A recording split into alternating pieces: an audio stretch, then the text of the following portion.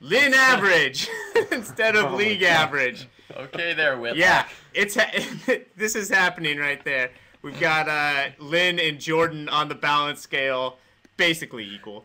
They're basically equal. And one of the things we want to talk about here is the narrative of Lynn being passed over, of being maybe looked over because of his race, because of the school he came from, because of his general pedigree, and I think we're in some agreement that he was basically in a bad situation, but that he's in an incredibly good situation right now with what's going on.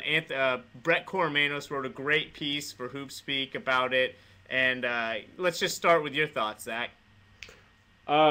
He is in a very good place in terms of being in D'Antoni's system. Any competent point guard who can run a pick and roll, which I think he's a lot better at running the pick and roll than people have given him credit for, can thrive in that system. And I don't think he got passed over. I think he sucked. He was not good on Golden State.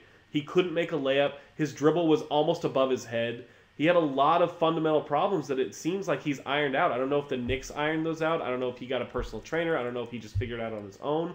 But he doesn't play the same way he did last year. And I think that's the big reason he got passed over, because he wasn't any good.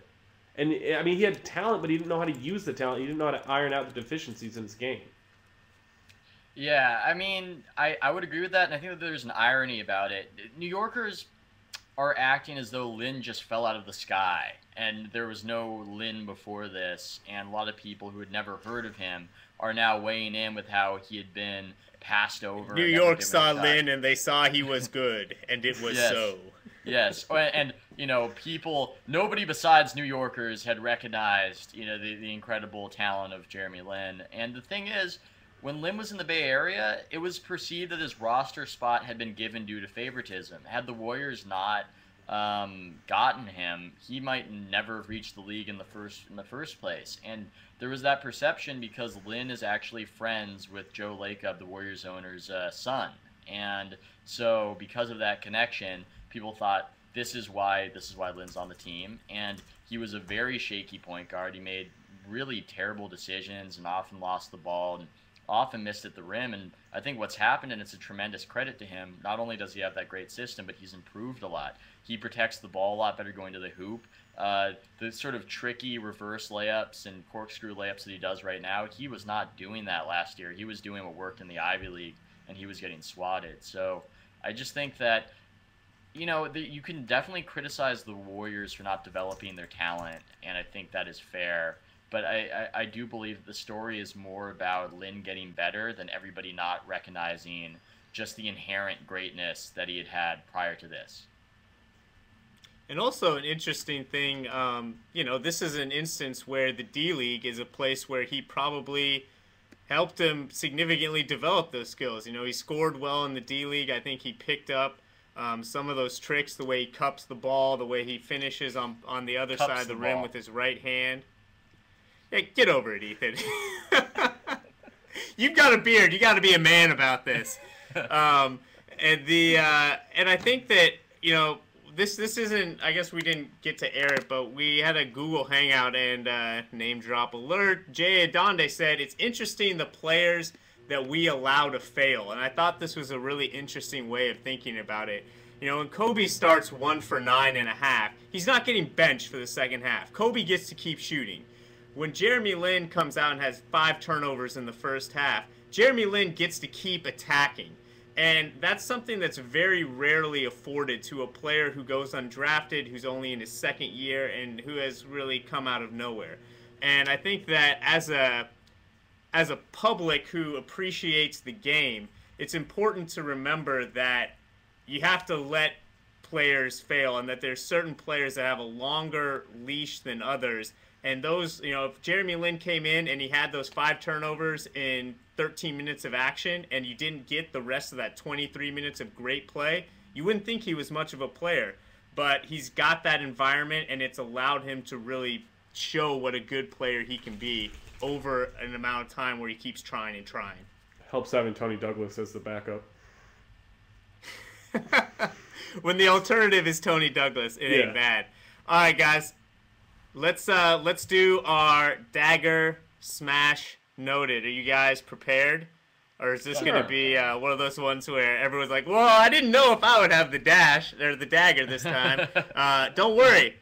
I have the Dagger this time. As always, thank you to Peep and James Herbert and Anthony Bain for help with the show. I think we should just do the thank yous then.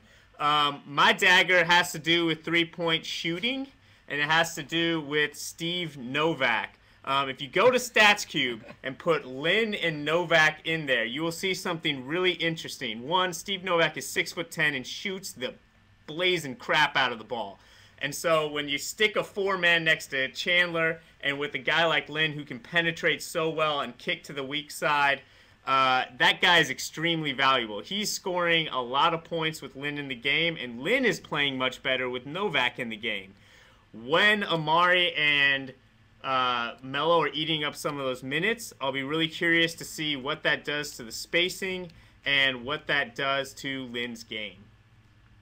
Again, hat tip Brett Coromanos for that. I like that we're doing hat tips now.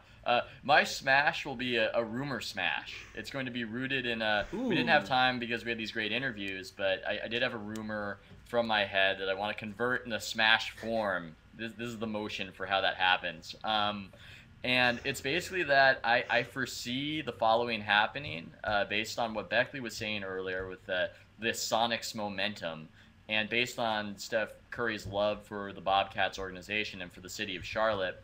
I foresee a scenario where Curry signs with the Bobcats and then ultimately plays mopily for the Sonics. And I just wonder, I wonder how Beckley feels about that because it is happening. You know, I can't see into the future.